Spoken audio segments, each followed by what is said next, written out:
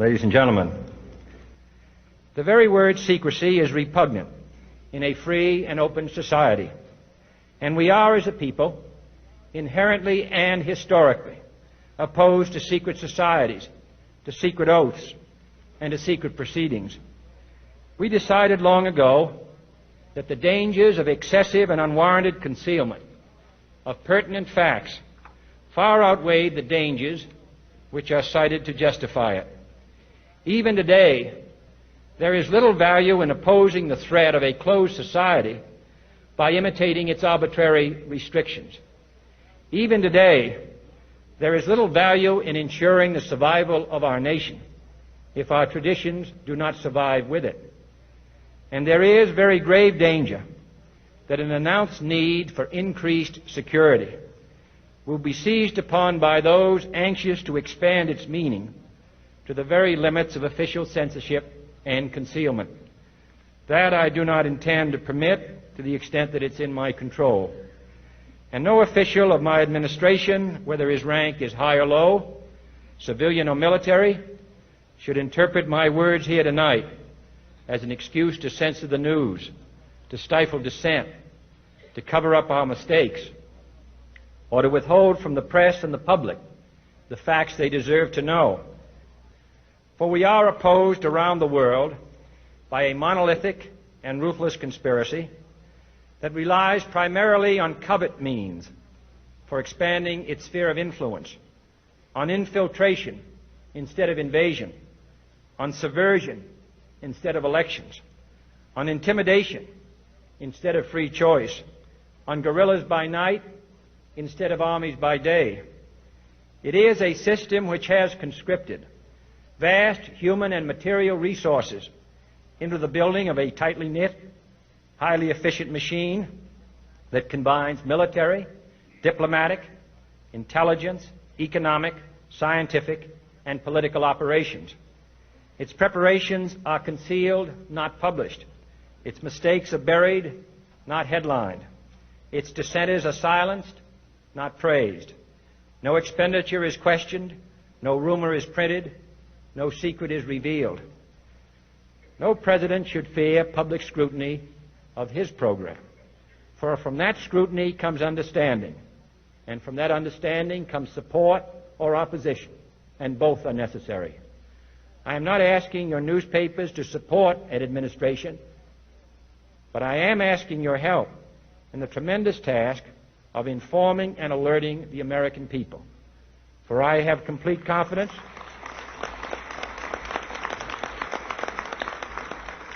in the response and dedication of our citizens whenever they are fully informed. I not only could not stifle controversy among your readers, I welcome it. This administration intends to be candid about its errors. For as a wise man once said, an error doesn't become a mistake until you refuse to correct it. We intend to accept full responsibility for our errors, and we expect you to point them out when we miss them. Without debate, without criticism, no administration and no country can succeed, and no republic can survive. That is why the Athenian lawmaker Solon decreed it a crime for any citizen to shrink from controversy. And that is why our press was protected by the First Amendment, the only business in America specifically protected by the Constitution, not primarily to amuse and entertain, not to emphasize the trivial and the sentimental, not to simply give the public what it wants, but to inform, to arouse, to reflect, to state our dangers and our opportunities, to indicate our crises and our choices, to lead, mold, educate, and sometimes even anger public opinion.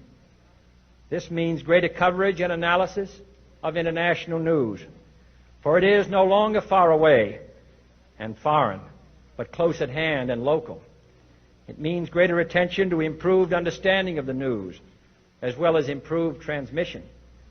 And it means, finally, that government at all levels must meet its obligation to provide you with the fullest possible information outside the narrowest limits of national security. And so it is to the printing press, to the recorder of man's deeds, the keeper of his conscience, the courier of his news, that we look for strength and assistance, confident that with your help, man will be what he was born to be, free and independent.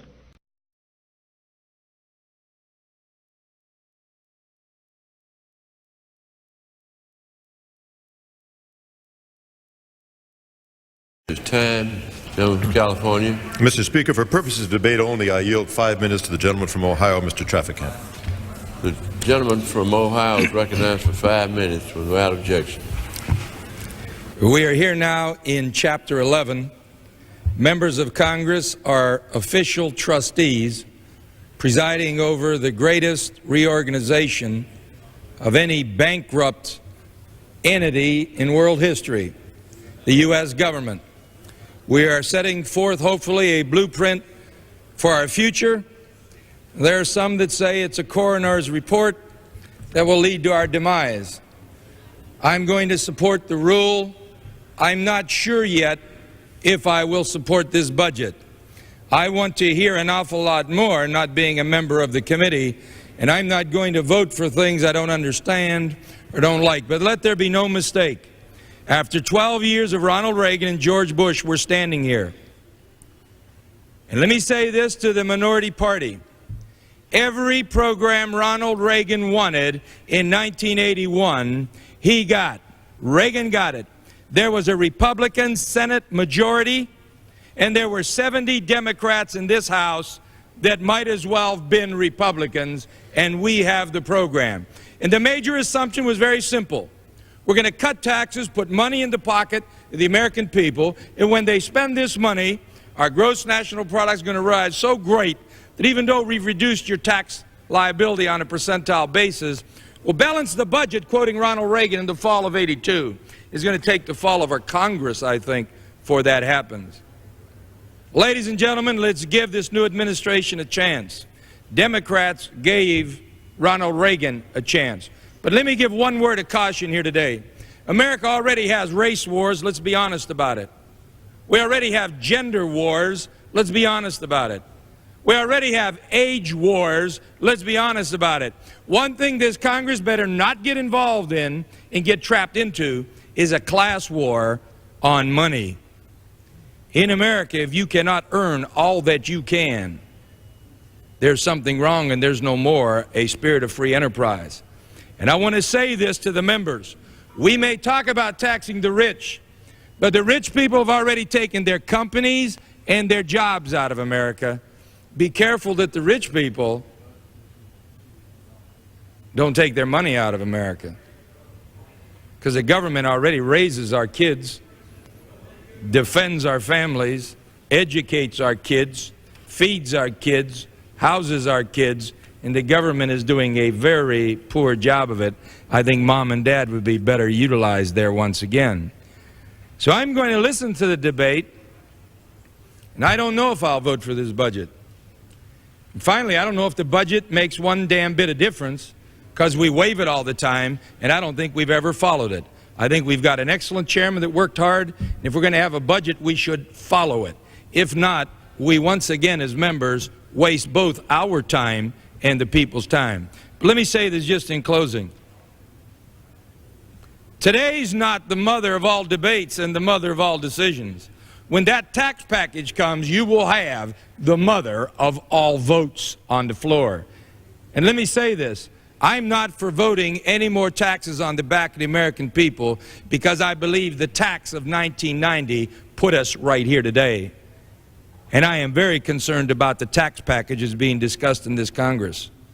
I'm one Democrat that believes we should stimulate the private sector. We already have more government jobs than factory jobs, and I think that's an indictment on our Congress. One basic tenet of this Constitution, life, liberty, and pursuit of happiness, and there can be no life, liberty, or pursuit of happiness in America without a job. And I'd like to see the mother of all debates center around the jobs bill. Yield back the balance of my time. Time of the gentleman has expired. The gentleman from Florida.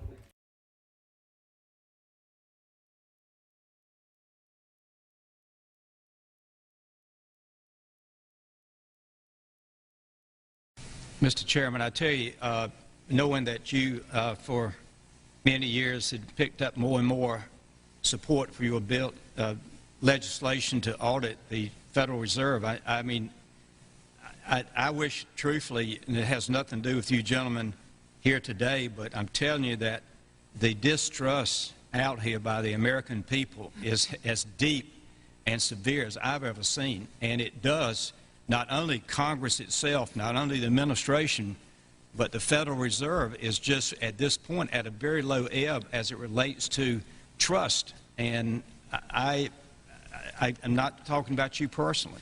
You two men of high integrity, I know that. But right now, the Federal Reserve is not held in high esteem by many people in this country. I'll yield back. I thank the gentleman. I have a few short questions, and then we'll finish up. The one thing is, on a follow-up on what Mr. Jones says, is the confidence is very low. But when you speak of independence, and I understand your terms, and I disagree with the need for that, but I understand it. But what people hear when you say independence, they hear secrecy.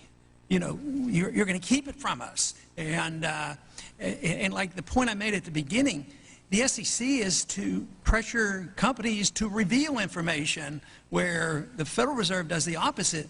They want, no, we can't tell anything because it might disturb the markets. But I do have one question. During the crisis, or any time that you're aware of, has the Federal Reserve or Treasury participated in any gold swaps arrangements? We don't. The Federal Reserve does not own any gold at all. We have not owned gold since 1934. So we have not engaged in any gold swaps. But it appears on your balance sheet that you hold gold. What appears on our balance sheet is gold certificates. When we turned before 1934, the Federal Reserve did own gold. We turned that over by law to the Treasury and received in return for that gold certificate. If the Treasury entered into, because under the Exchange Stabilization Fund, I would assume they probably have the legal authority to do it. They wouldn't be able to do it then because you have the securities for essentially all the gold? No, we have no interest in the gold that is owned by the Treasury. We have simply an accounting document that is called gold certificates that represents the value at a statutory rate and still that we gave to the Treasury in 1930. And still measured at $42 an ounce, which makes no sense whatsoever. But, you know, the conventional wisdom today says that gold is really not money. We don't want it to be money. I mean, if you're for the gold standard, there's something wrong with you. Yet we hold the gold. And, you know, there have been suggestions made, and I've sort of, you know, encouraged the suggestion. You know, if gold is not money and it's an asset and you don't even use it because it's on your balance sheets and you don't even use it at the real value, would you have a position on this? Why shouldn't the Treasury just sell the gold, give it back to the people? The people had it at one time. Let the people have it. Would you have any objection to that? Would you advise us and say, no, that's not good. We ought to hold the gold. Do you think holding the gold is a good idea or a bad idea? So I have no position on that at all. That's clearly no position. Treasury. It's a matter for the Treasury. It's not within the purview of the Federal Reserve. Mr. Beccera, would you have an opinion? My opinion is I agree with Mr. Alvarez. No position. Well, it's amazing because I've asked questions of the Federal Reserve, you know, the members of the board for years, and whether it's been Mr. Greenspan, I can't recall exactly whether I've asked Mr. Bernanke, but it's always, well, no, we have to hold on to these assets. But if it's not money and we don't need it, we're not going on a gold standard, I mean, I would think that they shouldn't be holding it. The reason I ask that is the truth is gold is money, and people don't throw it away, and people do cling to it. But I would be really, there's a lot of people who suspect, because of this lack of transparency, that there's been a tremendous amount of gold swaps and loans made, and central banks sold a lot of gold after these the last 10 years. A lot of the gold has left the West and has gone to the East. And the central banks that now have positive trade balances, they buy up the gold. There has to be a message in there and a significance, even for those who don't want to restrain sense of gold. It has to be a message out there that we should look at, because we're in a financial mess, and it has to do with our monetary system, and it's being reflected today in rising prices and a weak economy, and just printing all this money isn't doing any good. All this stuff that's been done for 3 years, and you look at the economic statistics now, they're horrible. And these people who lost their jobs, they're still unemployed. The people who bought stocks in the year 2000, if they held on, they probably haven't even broken even. They probably lost purchasing power. So eventually, I know this is off the subject a little bit, but it is reflected only in that we don't know exactly what goes on, and people, when they don't know, then they get suspicious, and they say, well, it's kept secret from us. Why aren't we allowed to know? And we just march on, and the type of dollars we're talking about, and when we hear about this money going to central banks and banks that Gaddafi was a part owner in, I mean, this stuff is this really stirs up the emotions of a lot of people. But I do appreciate you being here, and I know that there'll be a lot of questions. There will be written questions submitted, and we'd appreciate your cooperation and send us our answers back. And I thank you. Thank you very much. Thank you, Chairman. This hearing is adjourned.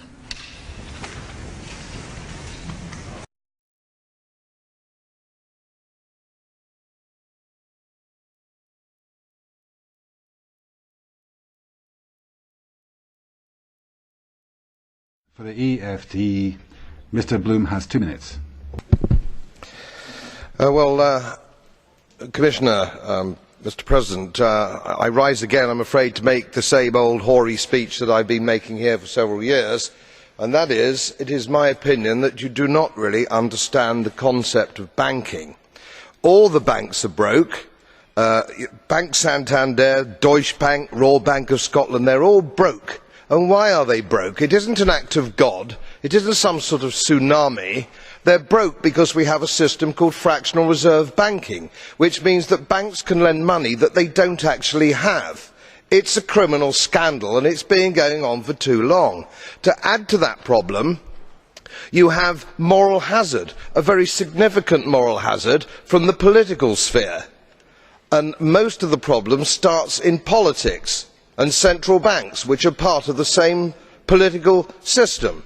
We have counterfeiting, sometimes called quantitative easing, but counterfeiting by any other name. The artificial printing of money, which if any ordinary person did, they'd go to prison for a very long time. And yet governments and central banks do it all the time. Central banks repress the amount of interest that rates are, so we don't have the real cost of money. And yet we blame the real retail banks for manipulating LIBOR. The sheer effrontery of this is quite astonishing. It's central banks that manipulate interest rates, Commissioner.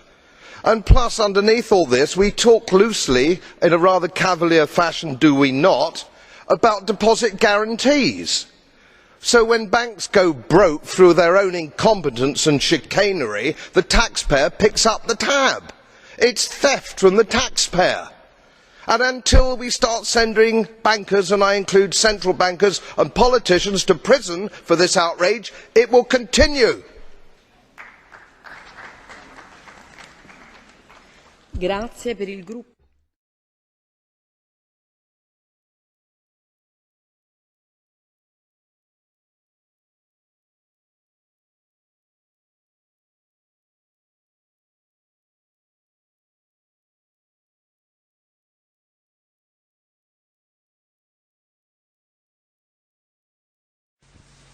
If I were the devil, if I were the devil,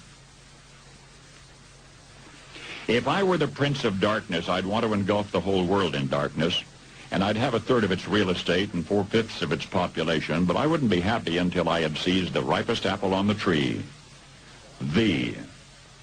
So I'd set about, however necessary, to take over the United States. I'd subvert the churches first. I'd begin with a campaign of whispers. With the wisdom of a serpent, I would whisper to you as I whispered to Eve, do as you please. To the young, I would whisper that the Bible is a myth, I would convince them that man created God instead of the other way around. I would confide that what's bad is good and what's good is square.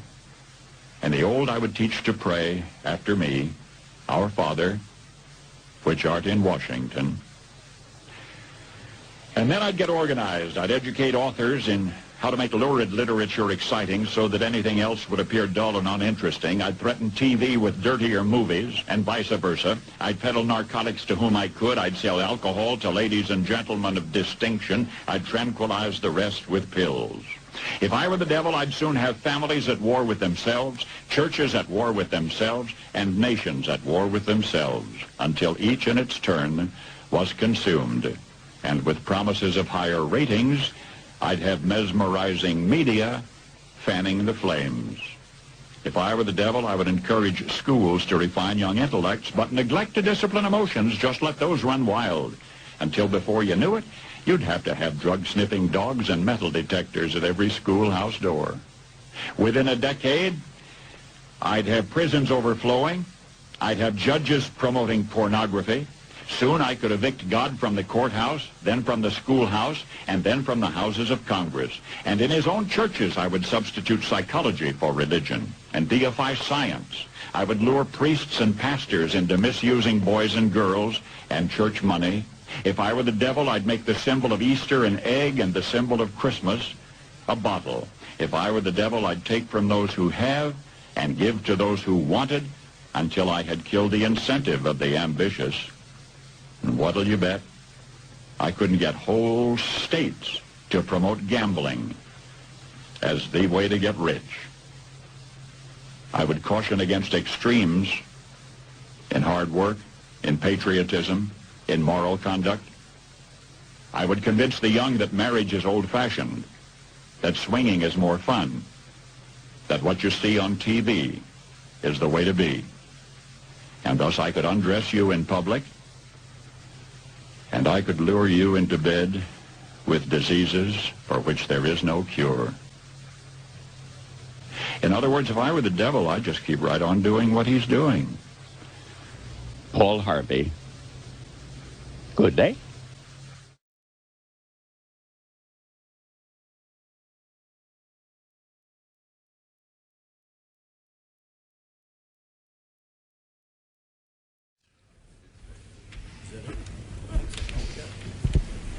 Mr. Speaker, there are clearly some messages to take from recent events and the bill that's on the floor today. The overriding message is that there is a responsibility that comes with being entrusted to broadcast over the public airwaves. People say that if you don't like the content of a certain show and you find it offensive, then just don't watch. The problem with that argument is that when content is being broadcast over public airwaves, it is sometimes can't be avoided. Fact is that people in this country surf and flip up and down channels of the TV and radio dial. And if we don't regulate what people can see and hear in these forums, children in particular will be exposed to material that is completely inappropriate. I thank you and yield back the balance of my time. The gentlewoman from North Carolina.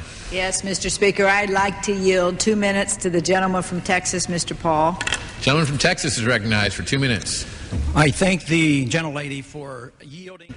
I'm convinced that the Congress has been a very poor steward of the First Amendment, and we're moving in the direction of further undermining the First Amendment. First, many years ago, it was an attack on commercial speech by dividing commercial and non-commercial speech, which the Constitution does not do. And now, once again, we are attacking indecency, which we all should, but how we do it is pretty critical. And yet, indecency obviously is a subjective term, and it'll be yet to be defined in the courts. We should remember that the Congress, very clearly by the Constitution, is instructed to make no laws abridging the freedom of speech. It can't be any clearer. So if we have problems, they're to be solved in different manners.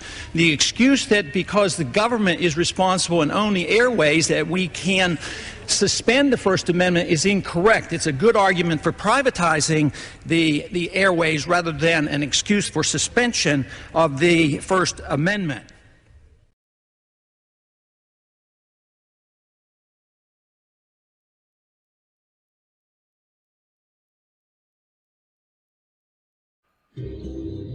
message calls for new frontiers, new vision. It calls for us taking the steps now that will make us no longer second in space and in science. It lays the predicate and the foundation for the development of a weather satellite that will permit man to determine the world's cloud layer and ultimately to control the weather, and he who controls the weather will control the world.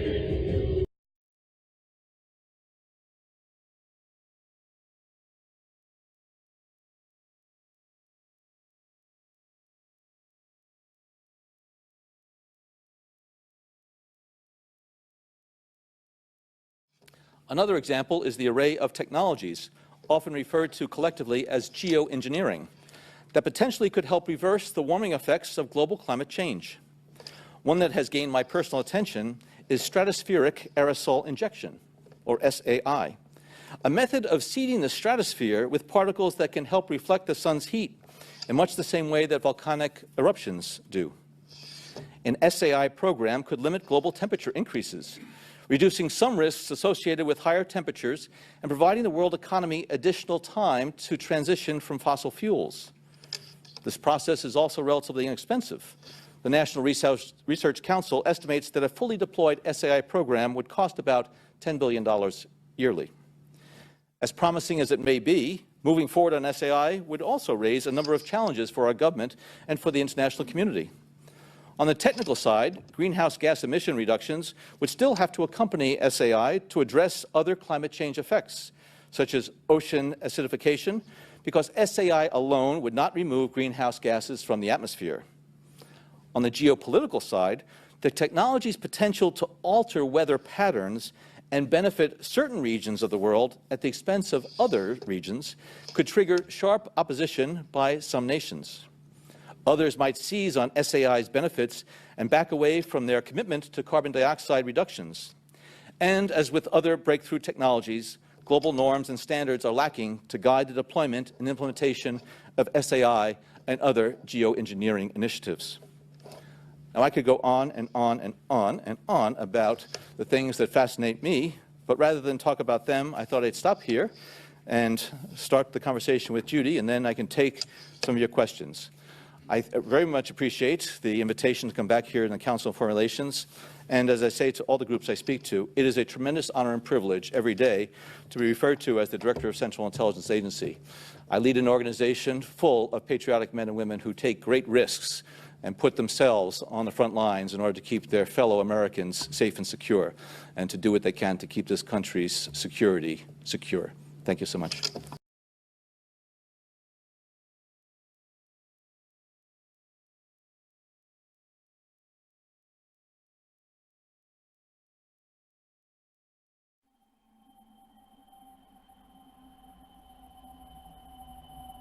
Ladies and gentlemen, the President of the United States. Good evening, my fellow Americans. We now stand 10 years past the midpoint of a century that has witnessed 4 major wars among great nations.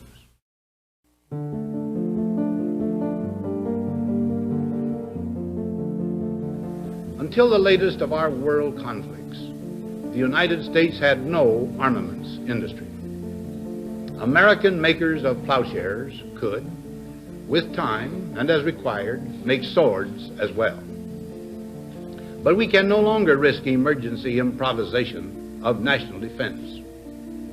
We have been compelled to create a permanent armaments industry of vast proportions. Added to this, 3.5 million men and women are directly engaged in the defense establishment. Now, this conjunction of an immense military establishment and a large arms industry is new in the American experience. The total influence, economic, political, even spiritual, is felt in every city, every state house, every office of the federal government. We recognize the imperative need for this development, yet we must not fail to comprehend its grave implications.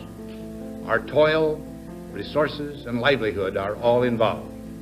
So is the very structure of our society. In the councils of government, we must guard against the acquisition of unwarranted influence, whether sought or unsought, by the military-industrial complex. The potential for the disastrous rise of misplaced power exists and will persist. We must never let the weight of this combination endanger our liberties or democratic processes. We should take nothing for granted.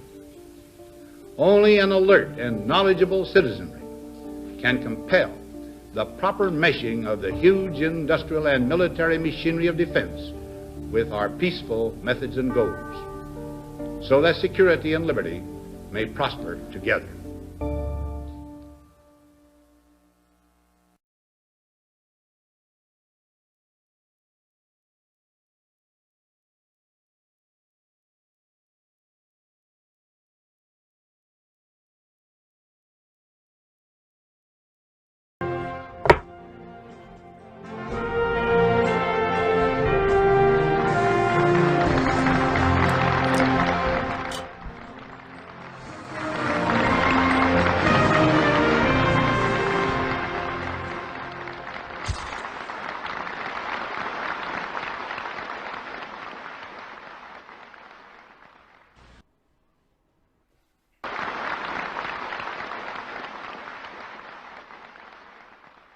A part of that plan, of course, is to induce the gradual surrender of American sovereignty, piece by piece and step by step, to various international organizations, of which the United Nations is the outstanding but far from the only example.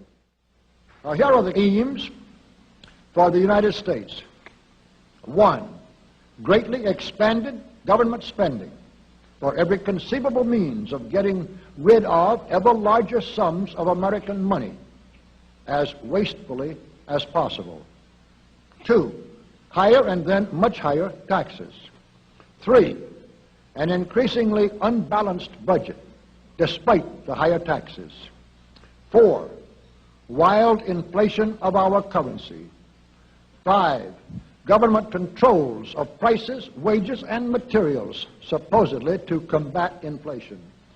6, greatly increased socialistic controls over every operation of our economy and every activity of our daily lives.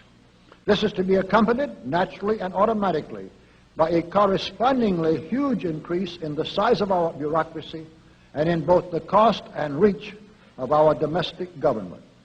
7, far more centralization of power in Washington and the practical elimination of our state lines. There is a many-faceted drive at work to have our state lines eventually mean no more within the nation than our county lines do now within the states. 8, the steady advance of federal aid to and control over our educational system, leading to complete federalization of our public education. 9, a constant hammering into the American consciousness of the horror of modern warfare, the beauties and the absolute necessity of peace, peace always on communist terms, of course. And 10, the consequent willingness of the American people to allow the steps of appeasement by our government which amount to a piecemeal surrender of the rest of the free world and of the United States itself.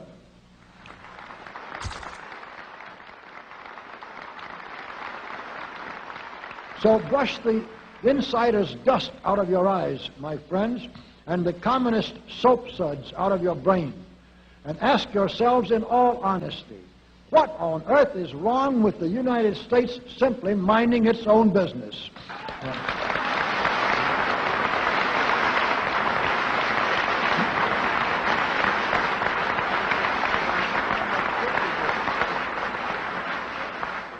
Or with having its foreign policy function primarily for the safety and benefit of the American people.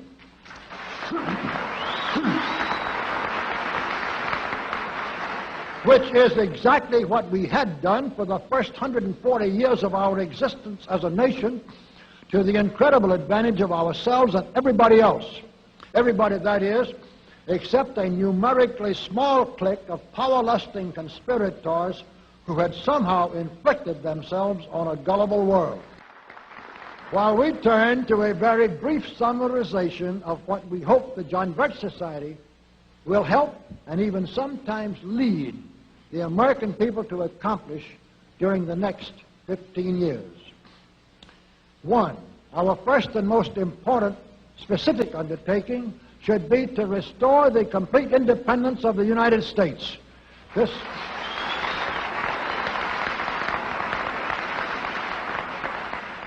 This includes our resolution to get us out of the United Nations and get the United Nations out of the United States.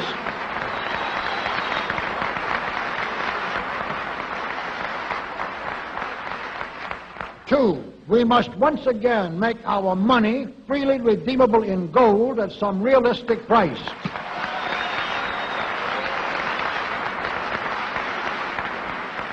And we must take all practicable legislative steps to prevent a recurrence of the enormous thievery and other subversive crimes that have been perpetrated on the American people through a contrived inflation by every president from Franklin Roosevelt through Richard Nixon. Three,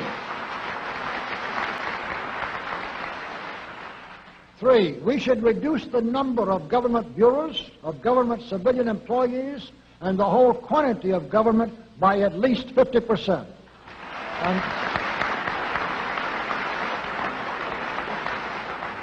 And we should achieve at least this much reduction in proper fashion through gradually convincing a majority of the American people of the wisdom of such a course.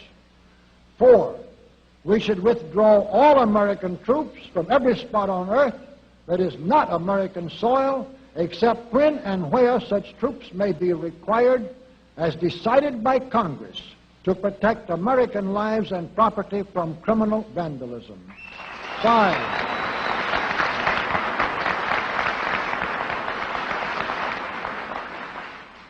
Five, we should get government out of the areas and functions and activities where government does not belong.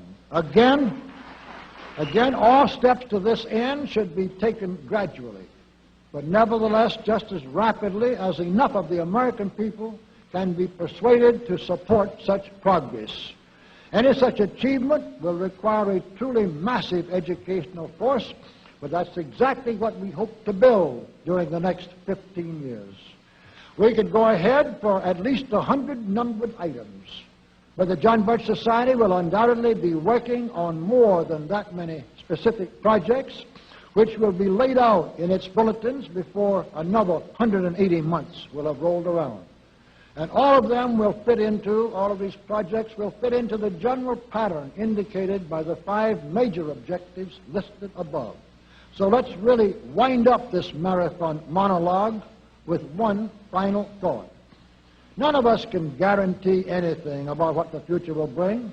Your speaker knows what a job we have before us to rid our country of the scourge of communism within the next few years, and then to go ahead on our constructive program so well that 15 years from now we shall already be entering an era of far less government, of a much sounder sense of responsibility, and, with God's help, of a better world. But I sincerely believe that it can be done, and this much I know. If every man and woman in this audience should leave here tonight feeling in his or her own mind and heart that it can and must be done, then it surely will be.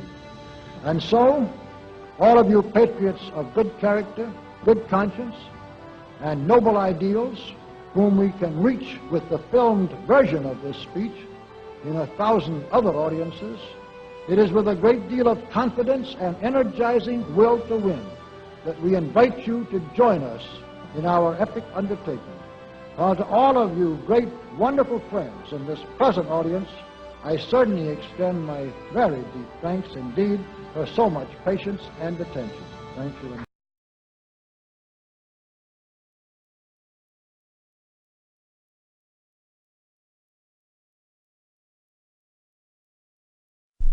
Once again, looking live at the U.S. Capitol at this hour here in Washington. A security sweep on the floor of the U.S. House. We're told maybe 9:30, maybe 10 o'clock Eastern Time is the starting point for that secret session. We don't expect to see the House of Representatives back in public tonight. They'll be back tomorrow morning at 10 and continue their public debate on the FISA legislation.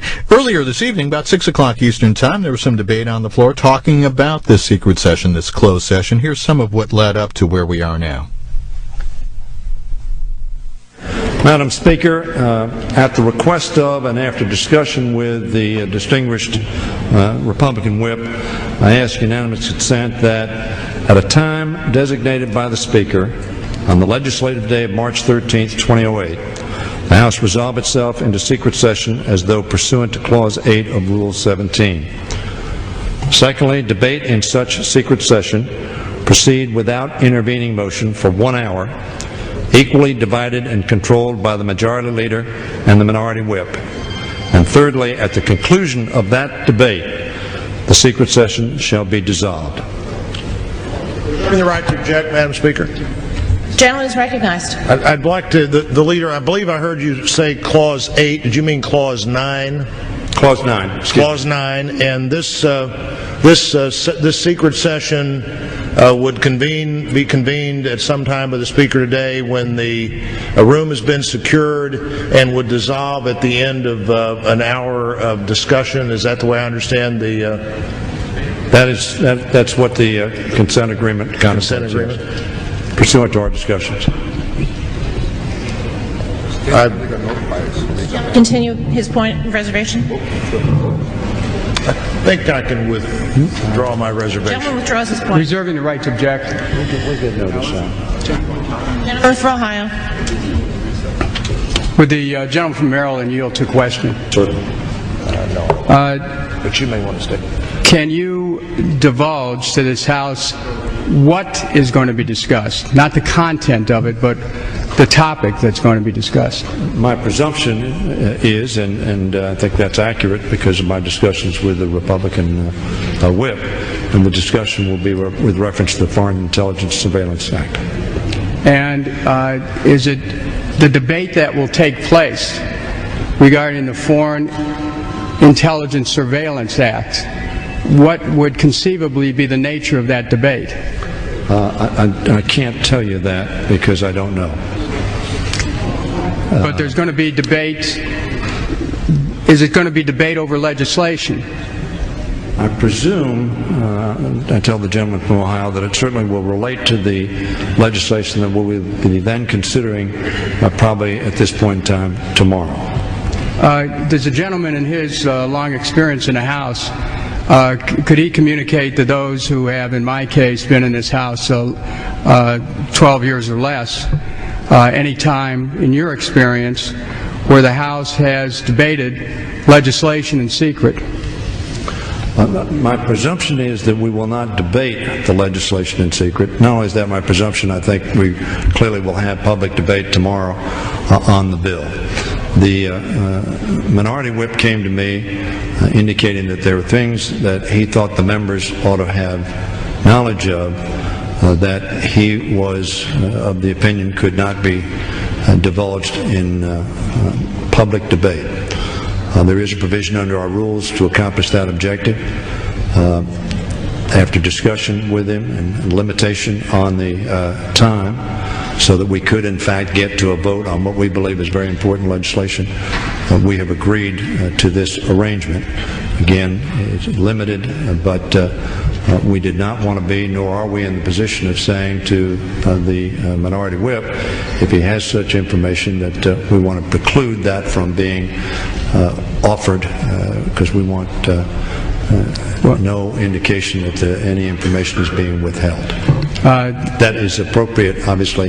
There are going to be restrictions, obviously, even in the context of the session. My friend has said two things. One is that there's an assumption that it's going to be about FISA, and another one is that there is going to be a debate of sorts.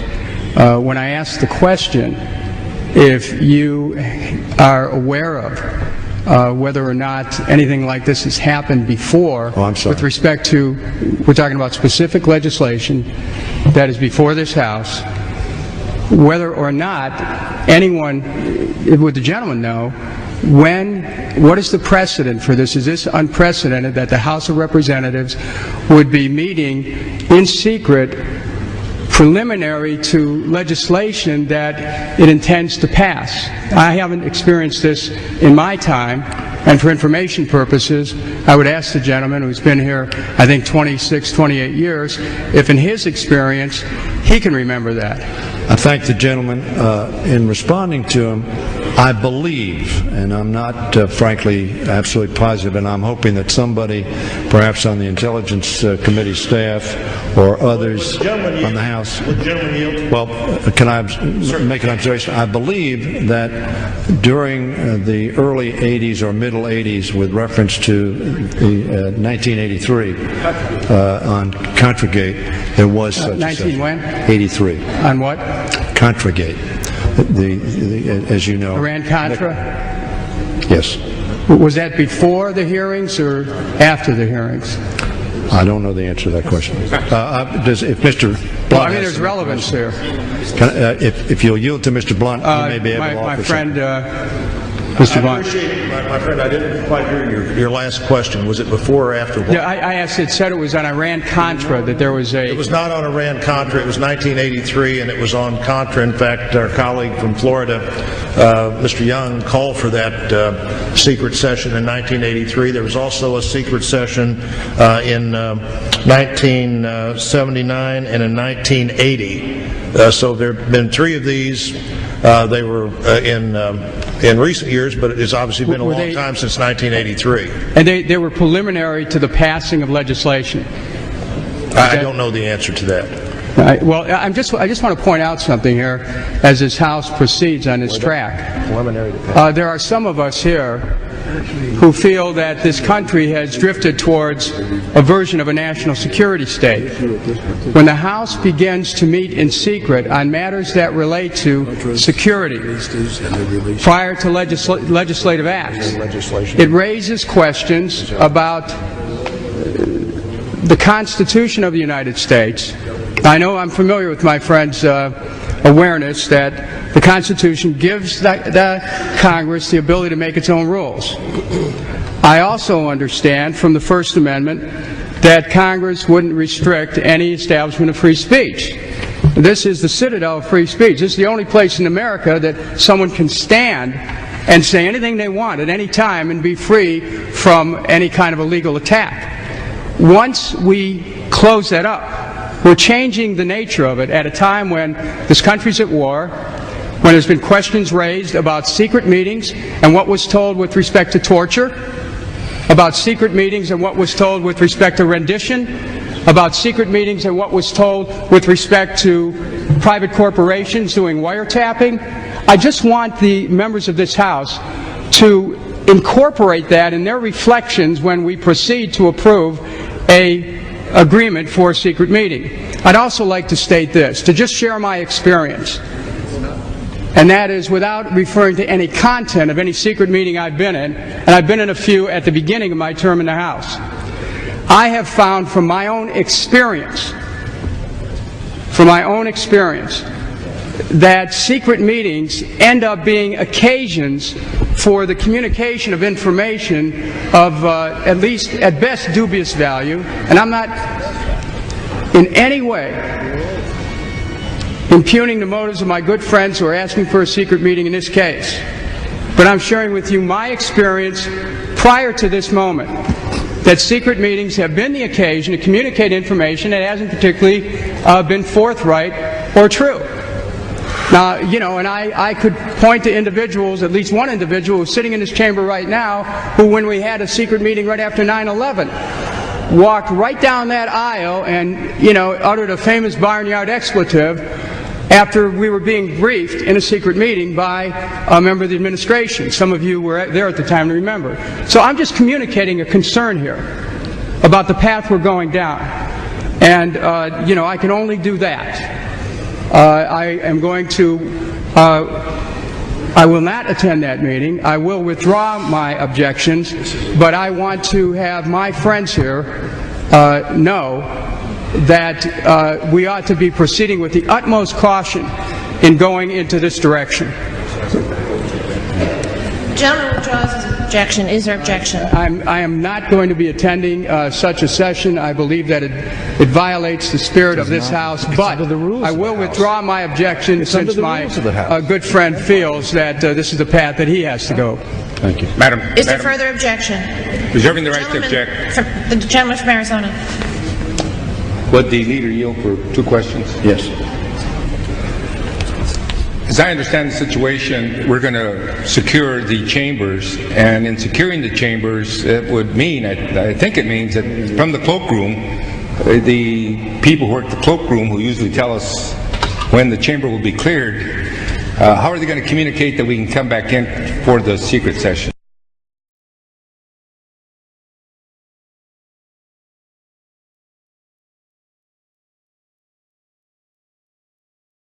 Come back in for the secret session. Yeah. Well, the answer to the question is you will all be receiving from the leader and the whip's office on your emails notification of the time, and you will get sufficient notice. It is contingent upon how long it takes those to that have the responsibility to do so. But you will be getting on your emails in a time frame that will allow you to get back notice. The second question I have, if you yield. Yes. Do you expect to have further votes tonight for those of us who will not attend the secret session, and we won't know when it's finished? If this is approved, my expectation is there probably will be no further votes tonight. I remove the objection and thank the gentleman. Gentleman withdraws his objection. Is there further objection? Reserving the right to object. Certainly, if the minority leader or any other member of this House has classified information about a sensitive and important subject like foreign intelligence, and there's no other way to present it, this is an appropriate way to do it. I want to be sure that I understand the parameters under which that's being done. It is occurring pursuant to a unanimous consent agreement that sets forth the conditions of this meeting. Yes. And isn't the minority leader has mentioned that there were secret sessions of this House in 1979, in 1980, and 1983, and apparently there has not been one since 1983? I think that's accurate. To the best of your knowledge. I address it to anyone. That's the best of my knowledge. I'm the minority whip. I'm sure the leader would verify that as well. And we have members here who were here during that time. But there has not been a secret session since 1983. There have clearly been times when the room has been secured, but not for a secret session. And that's so. And in the history of the United States Congress, since its founding, there have been secret sessions no more than 5 times. That's not correct. I think you have an estimate of it. I think the early days they were in secret session all the time, or much of the time, and 3 times since 1825. I think there have been 3 secret sessions. Prior to that, I think there were many secret sessions. So since 1825, 3 times in the history of this country. And at no time since 1983 we have done what you are proposing this unanimous consent agreement to do. Now, in this session, so that I understand the parameters and assure that we're not really doing the public's business in secret that ought to be done out here in public, will the session and the debate be limited to the presentation of classified material or the discussion of the significance of that classified material? That's my expectation. No. Yield to it. No. If we move this without unanimous consent of the rules, it provides for an hour of debate, and you can debate and discuss the information that's presented and the conclusions that may have been drawn from that information. Could I yield for the gentleman? Let me just get clarification of that. I don't have the time. Yeah. I'm just trying to be, I would not want to limit the ability of anyone to debate any aspect of this. If their points are clear and justified, I would want them to do that in front of the American people and not in a secret session, unless it in some way compromised the confidentiality and the classified nature of the material. And that's what I'm trying to be sure that if I come tonight, as I intend to do to this session, and I hear an hour or 15 or 20 minutes of debate that has nothing to do with these classified materials, I want to know if I'm going to have the right to raise a point of order that this is conducting the public's business in secret and that we have been brought here under false pretenses. I assume that won't happen, but I want to be clear before going into this session what my rights are pursuant to the unanimous consent agreement, because if the unanimous consent agreement does not protect that, then it would be appropriate, I suppose, at this time to ask that the agreement be amended to provide something along those lines. I think the answer is within the framework of the unanimous consent I have requested. There is not such a limitation. I think the gentleman is correct on that. However, as I said, my expectation in my discussions with the whip is that the purpose of the session is to offer information that might not otherwise be appropriate to disclose in public session. My expectation is there's going to be a fulsome debate, as there has been, tomorrow on the legislation itself. So my expectation, given the shortness of the time that we're talking about, 30 minutes per side, we will have the Intelligence Committee here and the Judiciary Committee here to comment. Obviously, it's going to be a little difficult because if there's information brought up that there may be comment on that information, and very frankly, the parameters of the debate tomorrow may, although not disclosing that information, may obviously be perceived by many of us as relating to whatever is discussed. It's very difficult to know specifically because I do not know the specific information that is going to be, that the request was made for. I understand. If there is discussion and debate of matters that do not concern classified materials, then under the terms of the unanimous consent agreement and the rules of the House, is any member of this House who's present for that discussion free to openly discuss in public during latter debate what was said during that session? I think that's a very good question. Let me tell you that we have asked, Mr. Blunt and I have discussed that, we've asked the appropriate officials, not partisan officials, of this House under the rules to give us the answer to that question and to have on paper the specific advice to every member of the House. So that we cannot have members go out of here, put themselves at risk of violation of the rules, have clear advice and counsel as to what that is. Now, it is my belief, this is not an opinion given to me, but it is my belief that every member of this House that receives information from sources unrelated to this hour are certainly free, as they are right now, to discuss that information.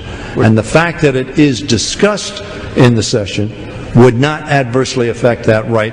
It certainly, I would be shocked and not in agreement with this unanimous consent if the case were otherwise. Would the gentleman yield? I believe I control the time under the reservation, but I yield to you. Gentleman, Texas controls the time. I was here for the last 3 secret sessions we have. They are unusual, but it is within the rules, and that did deal with subject matter dealing with legislation that we were to talk about. We should be careful, however, while some classified information might be discussed, the information that those of us on the Judiciary Committee and Intelligence Committee received of the program we were read into, we are not able to discuss what we were briefed on specifically. We are, as I understand under the rules, able to draw conclusions and attempt to present that based on what we saw. But the fact that we have a secret session does not allow us to speak to that. Secondly, that which is discussed in the secret session cannot be revealed, even if it is of a non-classified nature. It does not prohibit you in the later debate on the floor from discussing the same subject, saying the same thing. It is that you cannot refer to it having been in the secret session. And I hope that helps the gentleman. You were saying you were here in 1979, 1980, and 1983 for those three sessions. Believe it or not, I was, as young as I am now. Yes. You know, we're not surprised by that. Well, I would just suggest that we would be better off having this done in the unanimous consent agreement itself, since that is what's setting out the terms of this discussion. It is a very, very serious matter when we do the public's business in secret. That's why it's only been done 3 times since 1825. And it is a very bad precedent for this House to get into the business of conducting any of its business in secret, except, and Mr. Blunt appears to provide the exception, except, just concluding on that, and then of course, except under a circumstance where there's classified material on something as important as the security of our families, and so long as we have set out all the parameters of the meeting in the agreement, then I have no problem with it. But I don't want it to wander off in debate, which now my friend tells me I can't talk about afterwards because I came to this secret session about something that maybe didn't need to be secret. Well, my friend, I yield. The contemplation of this unanimous consent is that there will be no business done in the sense of doing business is taking legislative action. That nobody contemplates.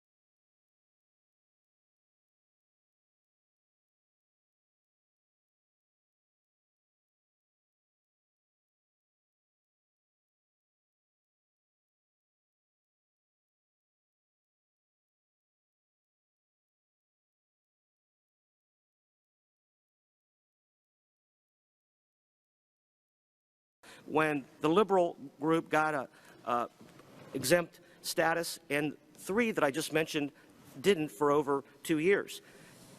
Mr. Nunes mentioned Ms. Lerner. Who was her boss in 2011 and 2012? Who did she report to? I believe it would have been Sarah Ingram, maybe?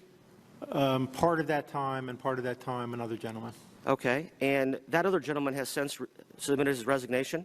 I believe so. And what is Ms. Ingram doing today? What's her job title?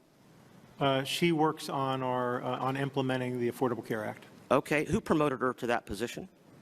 I would have moved her into that position. Why would you promote somebody to that position who was in charge of the exempt organization division, which certainly has had some controversy over the last couple years, under an investigation? Because she is a superb civil servant, sir. So she had nothing to do with this?